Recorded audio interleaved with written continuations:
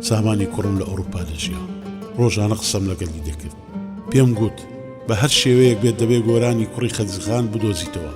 ئەوە بوو دۆزیەوە قەنەعەتی پێهیناو کە بگەڕێتەوە بۆ کوردستان چونکە دایکی لە دووری ئەو زۆر پەرێشان بوو ئیتر گۆران دڵی نەرم و گەڕایەوە کوردستان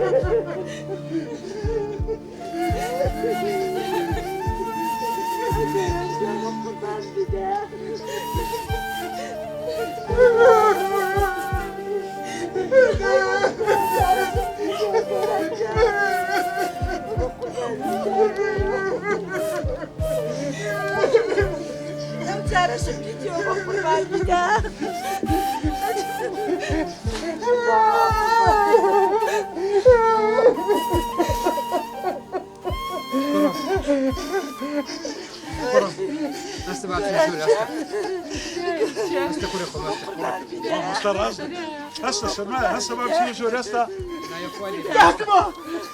هسه الله يبرد والك كانك هسه ما بصير شو يلا يلا ناي خوالي بيدي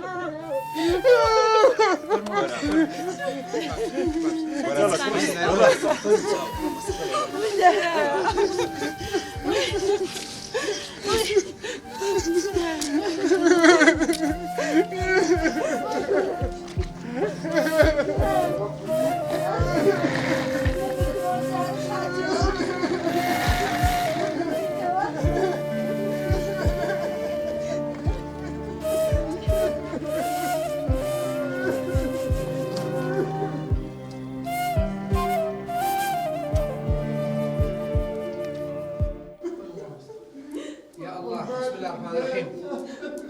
يا الله لا يا اخوي قوله فرد داش ولا ناي خوي بين ولا دانش الارام تاع نبي يا الله استغفر الله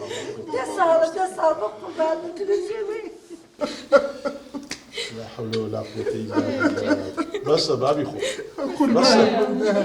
كرم ارام وكرم بقول ما مصطفى با دوقسي خير بكين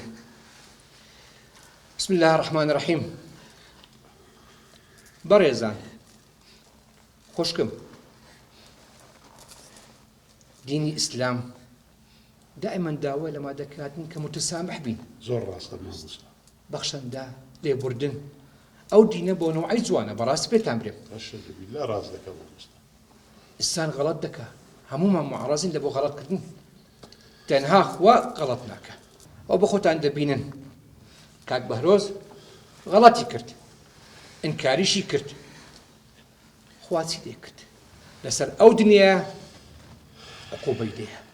زور راس تمام استا امن داوا لي بردن لي دكم براستي امن سپاس تو دكم كهاتنا اوصل عي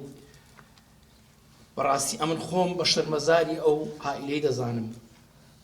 هز دكم غدرم لي كردينا استاكش اي بابا ما مستدموي قرب يوم كم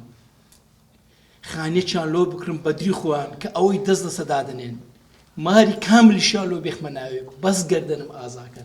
ما شاء والله الله كاكا ما هيك تومنار وازمان لبينا ما هيشتك مالتونا لا خدشتا ئەو شتەی لێ قبولکە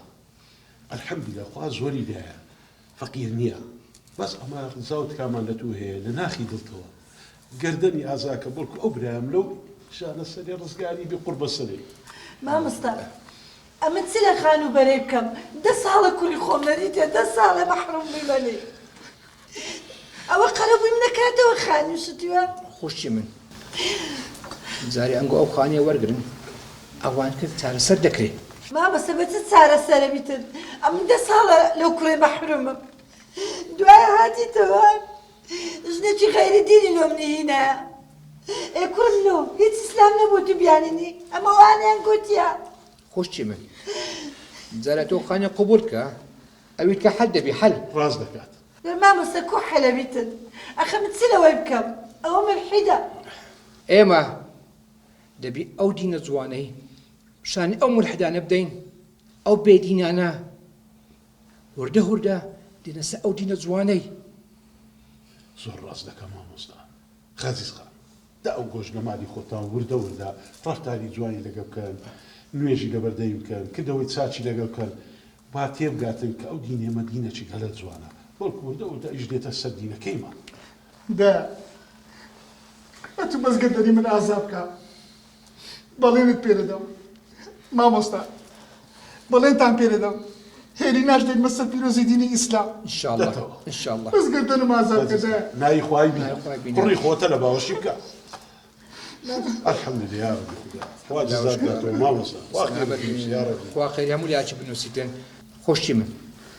ئێستاش وەرەسە قەنەعەت هەزاران کەس ئەوها هەبووە وردە وردە هاتیسە ئەو دینە جوانەی ئێستاش مادەم هاتینەوە ئەو هەدیە لێ قوبولکە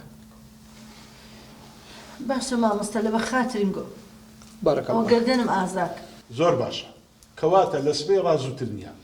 لەو شارەی بڕۆنە هەر گەڕەکەچی کامە خانیتان پێ جوانە دەستی لەسەردانن ئەمەلۆتانی دەکڕین غەمی پارەتان نەبی الحەمدولillah خوا زۆری دایە بارك الله بارك الله لەنگۆش الحەمدولillah ئینشاءالله خوای گەورە کە تووشی دەردوو بەڵای ناکە آمین آمین یا ئەرحەمە الراحیمین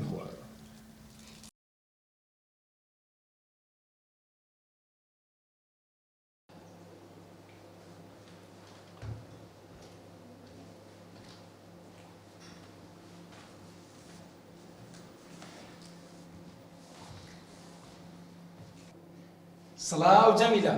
بەخێر بێ و بەهروزیان چۆن باشی ئەحواڵت سوپاس دەکەم ئاگام لێ لەوە تیسەرت چاوی تۆشەوان درەنگ دێەوە بڕوا بکە ژنەکە تووشی ئەو برادرانە بووم وازیان لێ نەینام دانیشتنی قسەی زۆر خۆشمان کرد ئەلحەمدولillah خوا زۆر شکر ئێ